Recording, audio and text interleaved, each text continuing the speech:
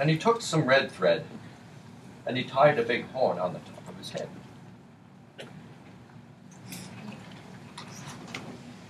Then he loaded some bags and some old empty sacks on a ramshackle sleigh, and he hitched up old Max. Then the Grinch said, "Yeah!" And the sleigh started down toward the homes where the Who's lay a snooze in their town. All the windows were dark. Quiet snow filled the air. All the Who's were all dreaming sweet dreams without care. When he came to the first little house on the square, "This is stop number 1, the old Grinchy Claus hissed. And he climbed to the roof, empty bags in his fist.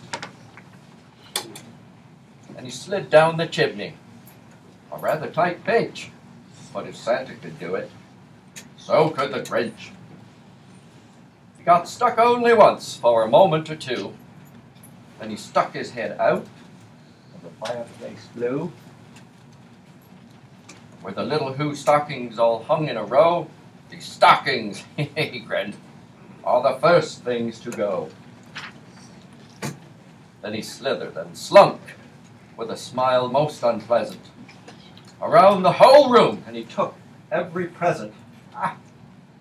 Pop guns and bicycles, roller skates and drums, checkerboards, tricycles, popcorn, and plums. And he stuffed them in bags. Then the Grinch, very simply, he stuffed all of the bags, one by one, up the chimbley. Then he slunk to the icebox.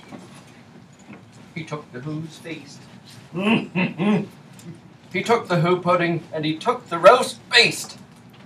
He cleaned out that icebox as quick as a flash. Why, that Grinch even took the last can of Who hash.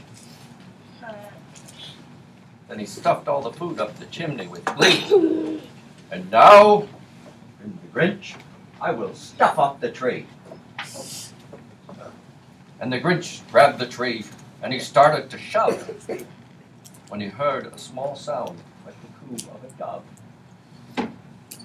He turned around fast, and he saw a small Who, little Cindy Lou Who was not more than 2.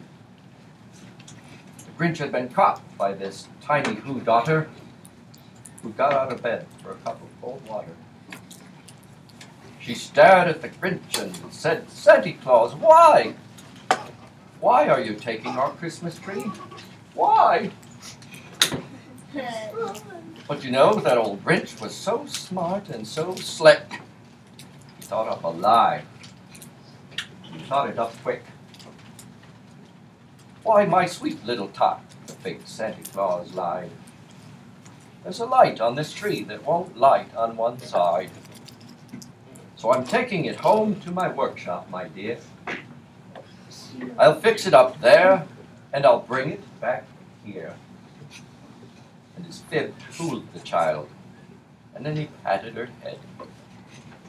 And he got her a drink, and he sent her to bed. And when Cindy Lou Who went up to bed with her cup, he went to the chimney and stuffed the tree up. And the last thing he took was the log for their fire, and he went up the chimney himself, the old liar. On their walls he left nothing but hooks and some wire, and the one speck of food that he left in the house was a crumb too small for even a mouse. Then did the same thing to the other Who's houses, leaving crumbs much too small for the other Who's mouses. It was 1/4 dawn. All the Who's still abed, all the Who's still asleep, when he packed up his sled. Packed it up with their presents, and ribbons, and wrappings, the tags and the tinsel, the trimmings, the trappings. 3,000 feet up the side of Mount Crumpet, he rode with his load to the tip-top to dump it. Hoo-hoo to the Who's. he was grinchiously humming. They're finding out now that no Christmas is coming. They're just waking up. I know just what they'll do. Their mouths will hang open for a minute or two. Then the Who's down in Whoville will all cry, hoo-hoo! That's a noise, grinned the Grinch, that I simply must hear. So he paused, and the Grinch put his hand to his ear. And he did hear a sound rising over the snow. It started in low, but it started to grow. But the sound wasn't sad. Why, this sound sounded merry. It couldn't be so, but it was merry. Very. He stared down at Whoville. The Grinch popped his eyes. Then he shook. What he saw was a shocking surprise.